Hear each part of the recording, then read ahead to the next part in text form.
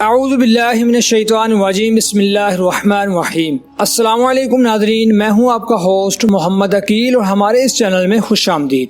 ناظرین اکرام، جیسا کہ آپ جانتے ہیں کہ حضرت فاطمہ بی بی رضی اللہ تعالی عنہا حضرت آپ صلی اللہ علیہ وآلہ وسلم کی پیاری لگتے جگر بیٹی تھیں، جو دونوں جہانوں کے سردار اور آپ صلی اللہ علیہ وسلم کو بہت زیادہ پیاری تھیں، اور اوپر سے ان کے خاوند حضرت علی شیر خدا رضی اللہ تعالی عنہ، ان کا بھی اپنا مقام و مرتبہ، یعنی پورا خاندان مرتبہ والا۔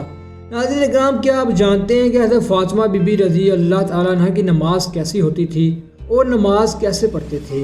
ناظرین اکرام، نماز تو ہم بھی پڑھتے ہیں، لیکن ہماری نمازوں اور ان کی نمازوں میں زمین و آسمان کا فرق ہے۔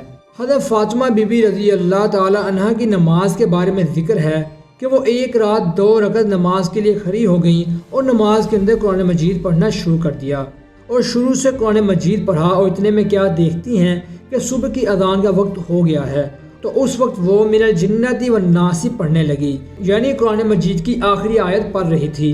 اور ناظرین، جب 2 رکعت مکمل کر لیں، صبح کا وقت آ گیا، تو آپ کہنے لگیں کہ یا اللہ، راتیں کتنی چھوٹی ہو گئی ہیں کہ میں نے اب تک صرف 2 رکعتیں پڑھی تھی، تو اتنے میں صبح کا وقت ہو گیا۔ یعنی ان کو نماز کے اندر اتنا مزہ آتا تھا کہ 2 رکعتوں کے اندر پورا قرآن مجید پڑھ دیا کرتے، اور وقت کا پتہ ہی نہیں چلتا تھا، اور ان کو قرآن مجید سے اتنی محبت تھی اور اتنی نمازوں سے محبت تھی۔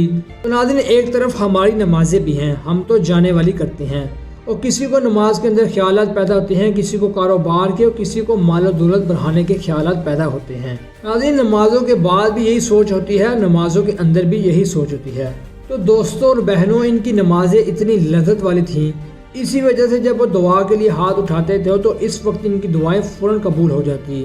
تو ناظرین، ہماری دعائیں بھی ان کے صدقے سے ایسے قبول ہو سکتی ہیں اگر ہماری نمازیں میں بھی اسی طرح سے مزہ آ جائے اور خشوع پیدا ہو جائے اور ہمارا تعلق اللہ سے مضبوط ہو جائے، تو ہماری دعائیں بھی اللہ تعالیٰ ان کے صدقے سے قبول فرمائے گا۔ ناظرین، ہماری یہاں آپ سے درخواست ہے کہ ہماری ماں اور بہنوں کو حضرت فاطمہ بی بی رضی اللہ تعالیٰ عنہ کی زندگی کو فالو کرنا چاہیے، کہ وہ حضرت فاطمہ بی بی رضی اللہ تعالیٰ عنہ کہ جن کی کوکھ سے حضرت امام حسن حسین جیسے شیر پیدا ہوئے۔ تو ناظرین، ہماری ماؤں کو چاہیے کہ حضرت فاطمہ بی بی رضی اللہ تعالیٰ عنہ کی زندگی کو فالو کریں، تاکہ وہ بھی اپنی کوکھ سے حضرت امام حسن حسین رضی اللہ تعالیٰ عنہ کی زندگی پر عمل کرنے والے غلام پیدا کر سکیں۔ کیونکہ ناظرین، جب مائیں نیک ہوتی ہیں تو اللہ تعالیٰ کے ولی ہی پیدا ہوتے ہیں۔ ناظرین اکرام، اب کسی بھی بڑی ہستی ولی کا نام سنیں گے تو آپ سب سے پہلے ان کے ماں اور باپ کو نیک ہی پائیں گے۔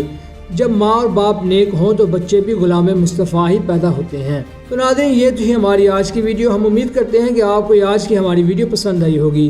ویڈیو پسند آنے کی صورت میں ہمارے چینل کو سبسکرائب، ویڈیو کو لائک اور شیئر ضرور کیجیے، اور پاس ہی موجود بیل آئیکن کو بھی کلک کیجیے، تاکہ آپ کو ہماری ہر نئی آنے والی ویڈیو کا نوٹیفیکیشن ملتا رہے۔ اپنے دوستوں اور رشتہ داروں کے نواح کے تمام لوگوں کا بہت خیال رکھیے گا۔